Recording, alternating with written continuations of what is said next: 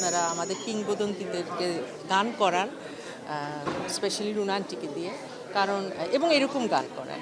রুনা আন্টির গায়কী সময়ের সাথে সাথে শুধু আরও পরিপক্ক হচ্ছে, আরও সুন্দর হচ্ছে। আমি অধীর আগ্রহে আছি যেটা মানুষ কবে শুনবে সেটার জন্য। গালিব ভাইয়ের লেখা, বাপ্পাদার সুর এবং বাপ্পাদা আর রুনা আন্টির যুগলবন্দি বাংলা গজল, আমার কাছে মনে হলো যে গত 10-15 বছর আমি এত সুন্দর গান শুনিনি, বাংলা গান। আমার কাছে মনে হয়েছে, এটা আমার ব্যক্তিগত অভিমত, এবং এটি একটি মানে অসাধারণের চেয়েও বেশি যদি কিছু থেকে থাকে।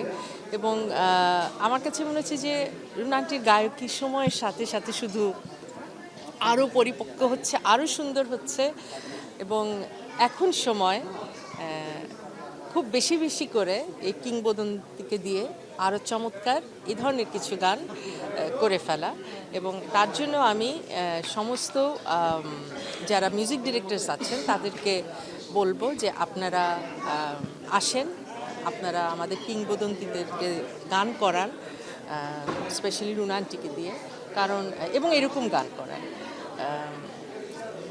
এবং আমার কাছে মনে হয় যে এখন উনি আমাদেরকে যেটা দিতে পারবে সেটা আর্কাইভ হয়ে থাকবে আজীবনের জন্য, এবং আমাদের জন্য একটা শেখার স্কুলের মতো হয়ে থাকবে। এক একটা গান এক একটা তালিম হয়ে থাকবে আমাদের জন্য। তো অনায়াসে গানটির জন্য অনেক শুভকামনা থাকলো।